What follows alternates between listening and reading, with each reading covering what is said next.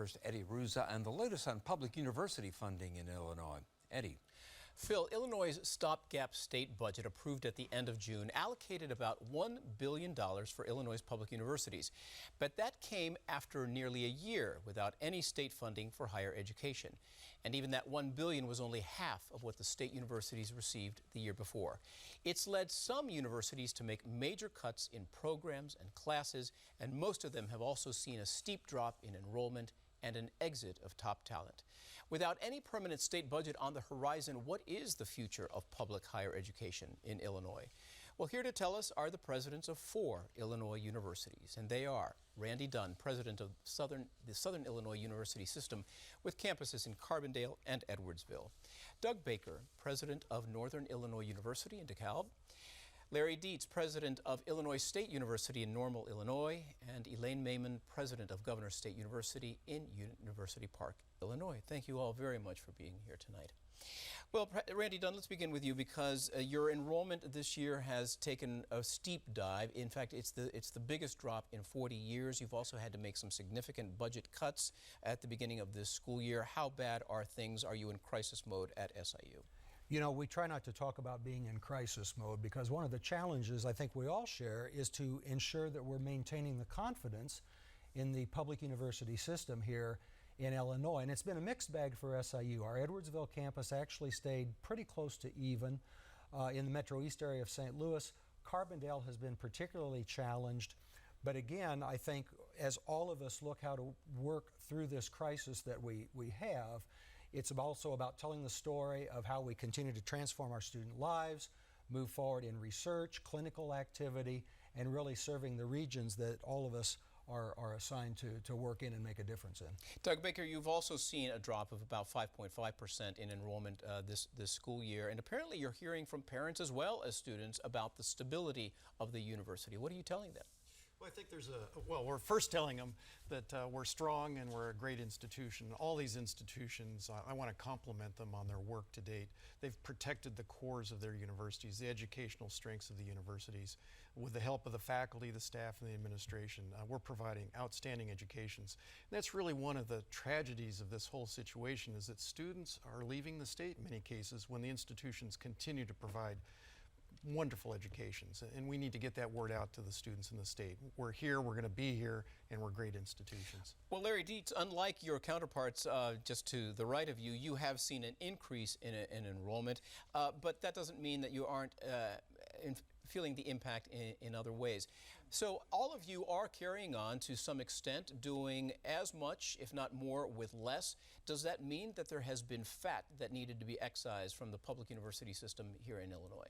Well, I don't think so. I think that was a claim many years ago, and I think that really has been a distraction.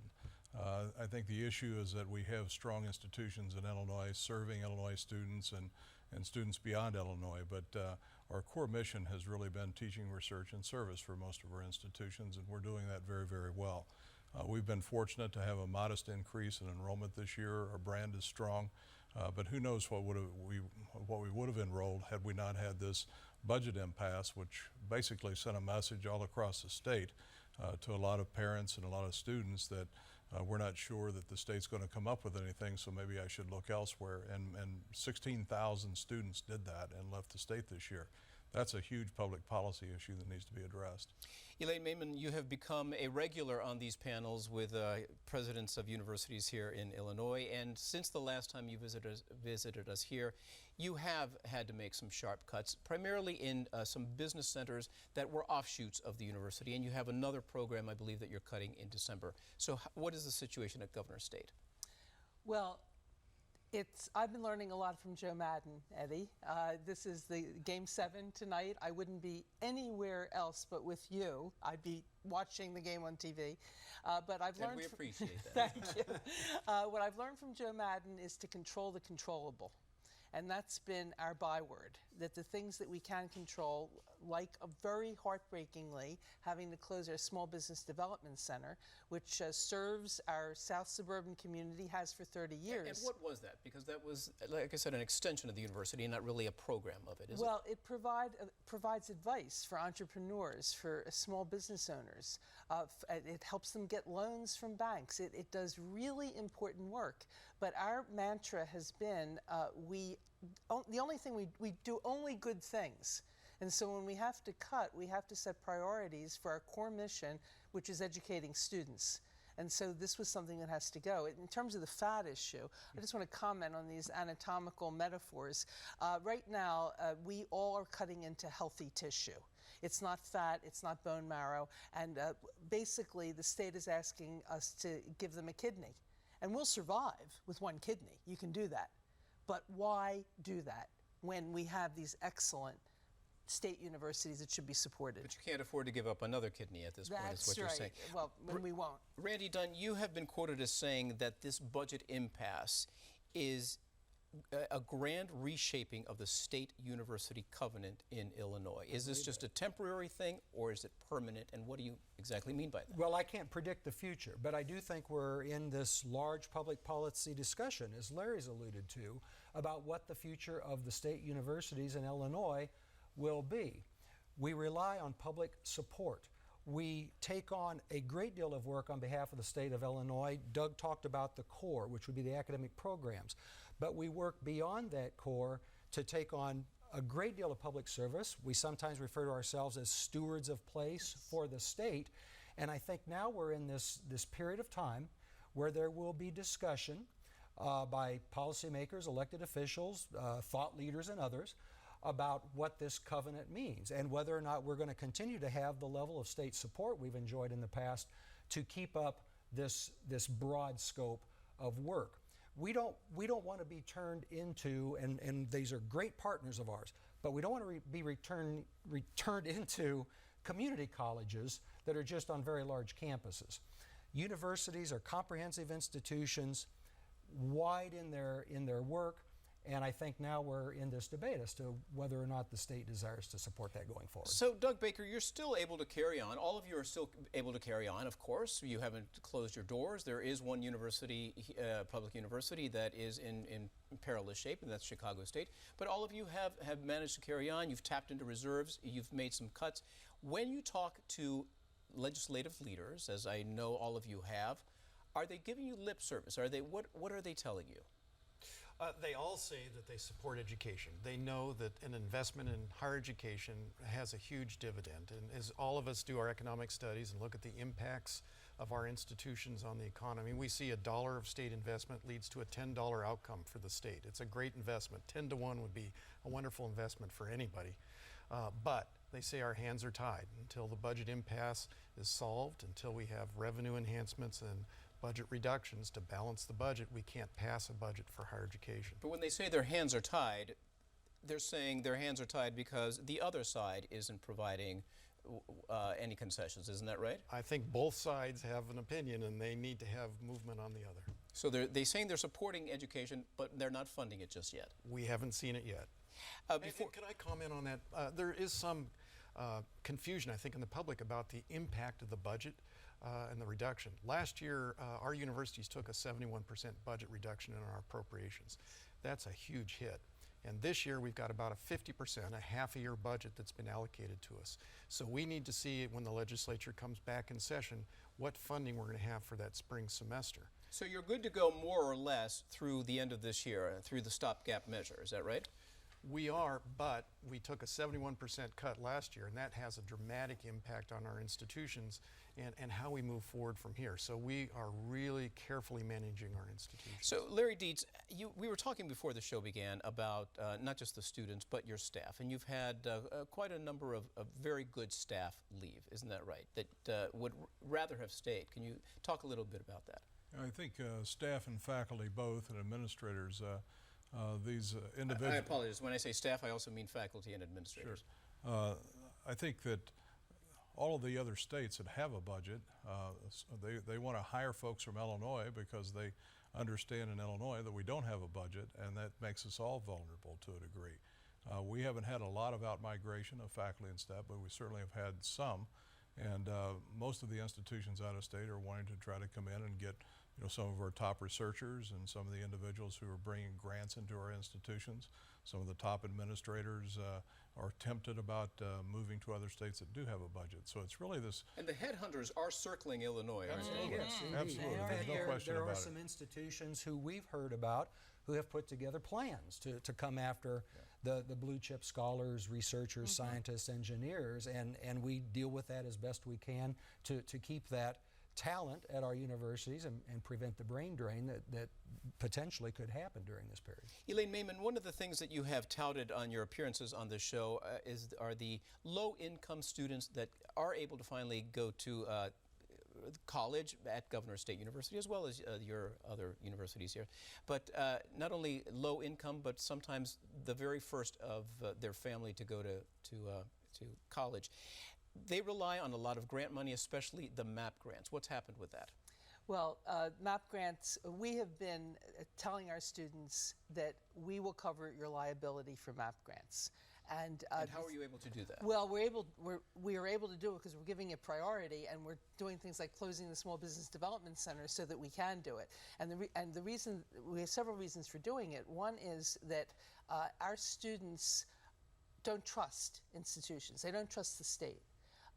We want to make sure that they know that they will have this investment, that the state has promised them, that basically we're fulfilling the state's promise. And we have already announced that we will cover the MAP liability for both fall and spring because you talk to us about cuts, but I think the most important question is about loss.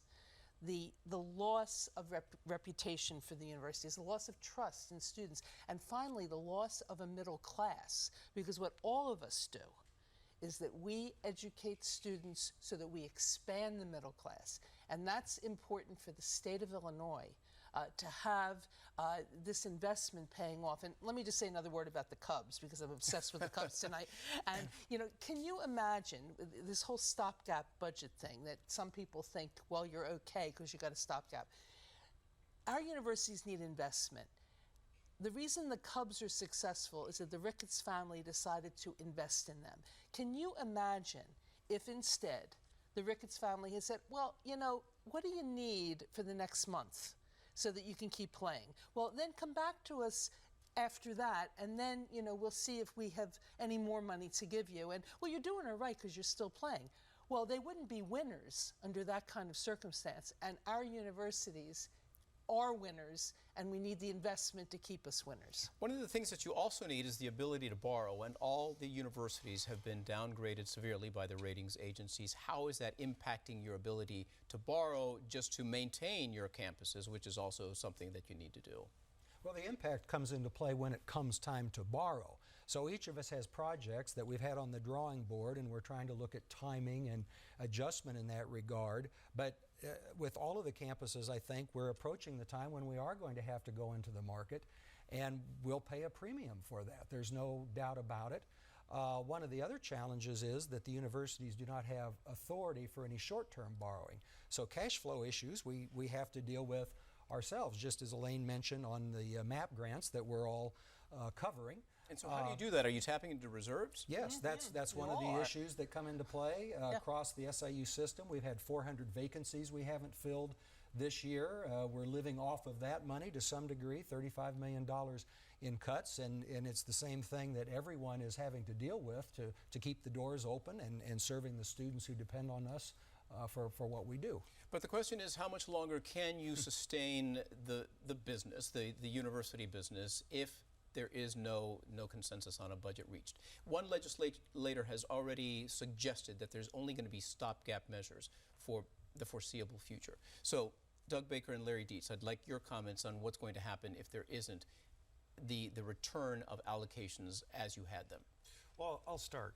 More than 2 years ago, our university undertook a program to prioritize all of our programs in the institution. And we looked at all of our academic programs and all of our administrative programs. And we spent 2 years developing metrics, data, and then prioritizing them from high to low. And that's allowed us to manage the system and manage reshaping the institution, identify areas to invest in and areas to disinvest in. So over the last 2 years, we've systematically reshaped our budget in our institution. That's how we're getting through it. All right, Larry Dietz, what's going to happen over at your institution if things aren't resolved and return to some sort of normalcy? I think the strength for all of us has been in our planning. We have a good strategic plan in place.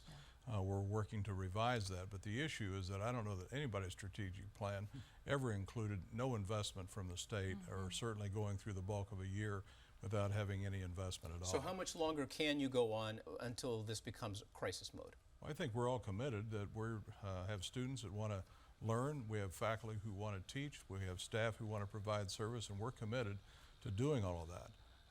The issue about having a full budget would be the stability of that would send a message, I think, to not only us but to all the people that we serve. But if a stopgap approach is what has to happen, it would be terrific if we could have some timelines in place as to when those stopgaps would come through. So that you could have some certainty in your planning process. Right. We're going to have to leave it at that, and we'll see what happens with the veto session that's coming up. Randy Dunn, Doug Baker, Larry Dietz, and Elaine Maimon, always very nice to talk to you. Thanks for being here.